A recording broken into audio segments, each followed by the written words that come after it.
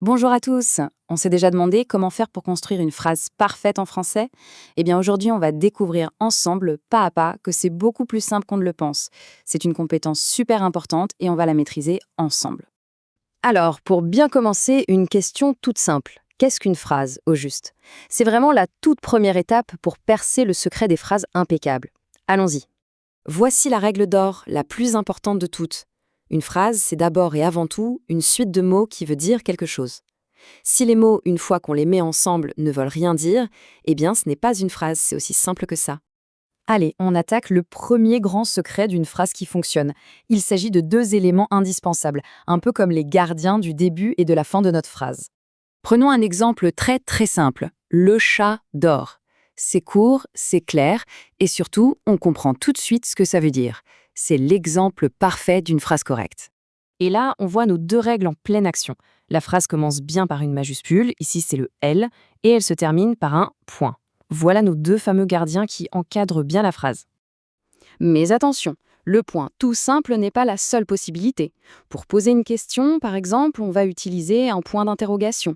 Pour montrer sa surprise ou sa joie, hop, un point d'exclamation. Et pour laisser une idée en suspens, on a les points de suspension. Passons maintenant au deuxième secret. Avoir une majuscule et un point, c'est super. Mais si les mots sont dans le désordre, eh bien, la phrase perd tout son sens. L'ordre des mots est donc absolument crucial. Pour bien voir ça, prenons un nouvel exemple. Le garçon mange une pomme. Ici, chaque mot est exactement à sa place et du coup, l'action est limpide. Décortiquons un peu cette structure. D'abord, on a le garçon. Ça, c'est le sujet. C'est celui qui fait l'action. Juste après, on a mange, c'est le verbe, donc l'action elle-même. Et enfin, une pomme, c'est le complément. Ça nous dit ce que le garçon mange. Sujet, verbe, complément. C'est la structure de base la plus courante en français. Bon, maintenant qu'on connaît les secrets, il est temps de se pencher sur les pièges à éviter. En apprenant à repérer les erreurs les plus communes, on saura tout de suite comment ne plus les faire. Regardez ça. D'un côté, on a mange pomme, une, le garçon. Ça ne veut absolument rien dire, on est d'accord? C'est parce que les mots sont mélangés. Et de l'autre côté, en remettant tout dans le bon ordre, la phrase devient claire comme de l'eau de roche. Donc pour résumer, les trois erreurs qu'on veut éviter à tout prix, c'est 1. Oublier la majuscule au début, 2. Oublier le point à la fin, et 3. Mélanger les mots. Si on fait attention à ces trois choses, on a déjà fait un pas de géant. Allez, après la théorie, rien de tel que la pratique. C'est le moment de mettre ces nouvelles connaissances à l'épreuve avec un petit quiz.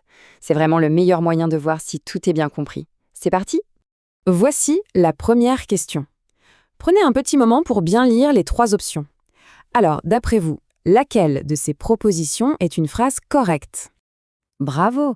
La bonne réponse, c'était bien la B. Et pourquoi?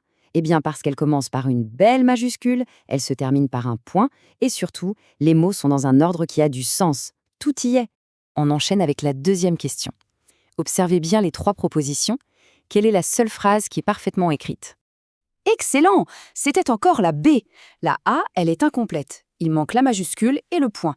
La C, les mots sont dans le désordre. La B est donc la seule qui respecte toutes nos règles. Allez, un dernier récapitulatif pour que tout soit bien clair. Retenons ces trois règles d'or. 1. On commence toujours par une majuscule. 2. On met les mots dans le bon ordre pour que ça veut dire quelque chose. Et 3. On n'oublie jamais, jamais le point à la fin. Et voilà, vous voyez, construire des phrases correctes, c'est un peu comme avoir un super pouvoir. Plus on s'entraîne et plus on devient fort. L'important, c'est de continuer à pratiquer. C'est vraiment ça la clé du succès.